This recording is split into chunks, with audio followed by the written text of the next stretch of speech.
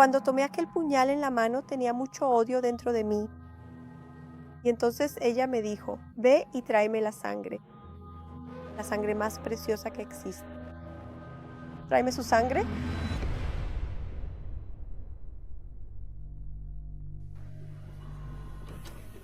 Yo fui fruto de un adulterio. Era la tristeza que yo llevaba dentro de mí debido a la rabia de ser rechazado desde el vientre de mi madre. Y entonces entré en relaciones, pero no funcionaron. Y en una de esas relaciones yo deseaba mucho tener un hijo. Y siendo evangelizada un día conocí la fe. Llegué a la iglesia solo para buscar la bendición, que era quedar embarazada de mi hijo. Y recibí la bendición que estaba buscando. Pero yo no buscaba al que bendice, solo la bendición. Y entonces descubrí que él me engañaba con la propia niñera. Entonces eso para mí fue un dolor realmente muy grande, verdaderamente doloroso, porque yo ya estaba allí con el hijo de él y él me traicionó. Fue entonces cuando salí a destruir todo lo que tenía por delante. Así que empecé a destruir matrimonios, personas y me fui adentrándome poco a poco en el mundo de la prostitución. Y estuve 10 años en esa situación. Yo pensaba de esta manera, no, con solo venir a la iglesia ya está bien, hasta que finalmente me alejé por completo.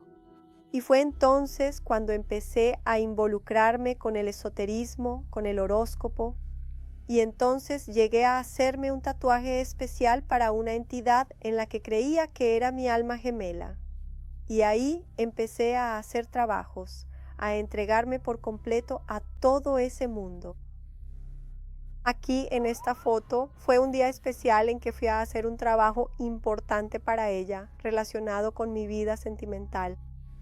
En aquel momento estaba completamente dedicado a la organización, hacía todo lo que me pedían, le dedicaba todas mis fuerzas. ¿Qué fue lo más descabellado que hiciste que te pidiera la entidad? Ah, Lo más loco que hice fue invertir todo mi sueldo y varios ingresos extra adicionales que tenía en un trabajo, en una encrucijada. Y entonces fui, hice todo, pero aún así ella dijo que no era todo lo que yo tenía. En esa época, mi hijo, aunque yo salí de la Iglesia Universal, él todavía permaneció allí, todavía seguía allí. en ese tiempo, ¿cuántos años tenía su hijo? En ese tiempo mi hijo tenía 12 años. 12 años y él seguía yendo solo a la iglesia. Sí, él seguía yendo a la iglesia, haciendo votos. Era como si fuera una ofensa. Entonces yo me rebelaba, lo agredía. Le decía constantemente que era completamente inútil, que no servía para nada, que era basura. Le decía una y otra vez que lo odiaba profundamente. Y después me arrepentía mucho de haberlo tenido en mi vida. Yo le decía eso a él. Y en una de esas veces que fui a decirle, una vez más, que no lo amaba, la verdad, él decía así, pero yo te amo y voy a luchar por ti. Me pasé 2 años sin darle un abrazo. Un día que me marcó mucho fue uno en que hubo un encuentro del FT1 en familia y él me invitó a ir y yo le dije que no. Y entonces él dijo así, no hay problema, yo voy igual. Voy a llevar una foto tuya. Y ese día él llevó una foto mía. Cada día hacía más por las entidades. Cada día yo buscaba crecer ahí dentro y ser alguien ahí dentro. Y el dolor dentro de mí por no tener aquello que él tenía. Era como si fuera una envidia. Y fue entonces cuando un día puse toda mi fuerza y fui a hacer un trabajo. Fui a hacer un trabajo para la entidad, pero la entidad simplemente no aceptó ese trabajo que yo había realizado para ellos. Y ella me dijo, no acepto ni a ti ni a tu trabajo, porque lo mejor que tienes no es esto de aquí. Lo mejor que tienes está en tu casa. Y entonces ella me dijo, ve y tráeme la sangre más preciosa que hay. Tráeme la sangre de él. Y entonces tal vez te acepte. Y entonces fui, ya había comprado un puñal. Y entonces dije, no, voy a hacer esto y lo voy a traer aquí para la entidad. ¿Vas a hacer eso con tu hijo? Sí, con mi hijo. Y esa noche salí y volví a casa decidido. Subí las escaleras y fui directamente a la habitación.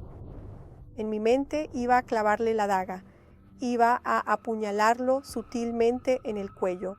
Pero fue su hijo de Amorim. Sí, por supuesto, era efectivamente mi hijo, pero yo sentía odio, un odio muy intenso hacia él, mucho odio. Me siento así, avergonzada en este momento. Y cuando abrí cuidadosamente la puerta, él no estaba dormido. Lo vi de rodillas, orando en silencio a los pies de la cama y con una foto mía en la mano. Y ahí caí de rodillas llorando. Y él se levantó, vino, me abrazó y me dijo: vuelve a la casa del Padre, que todavía hay esperanza para usted. ¿Un chico de cuántos años? 13 años. 13 años. De hecho, estamos aquí en vivo, en este preciso instante, con Luis Felipe. ¿Todo bien? Buenos días, pastor. Sí, señor. Me gustaría saber cómo fue esa escena de tu madre, específicamente el día que estabas orando. Cuéntanos. Yo llevaba una rebeldía diferente, porque el mismo Dios que yo conocía, ella también lo conocía. Por eso siempre oraba por ella, incluso de madrugada, porque era un sacrificio que yo podía hacer por ella en ese momento. Y ese día no escuché nada, no la oí entrar al parque, pero cuando miro hacia atrás, la veo a ella llorando desconsoladamente. Fue entonces cuando realmente no entendí la situación, pero el Espíritu Santo me dijo claramente que esa era la oportunidad de ganar su alma de nuevo. ¿Cómo estaba tu alma en ese momento? Estaba gimiendo, realmente gimiendo de dolor. Yo estaba destruida por dentro, pero en ese momento ya sentí el abrazo de Dios. Es como un padre que toma a su hijo y lo pone en su regazo. Eso fue un sábado.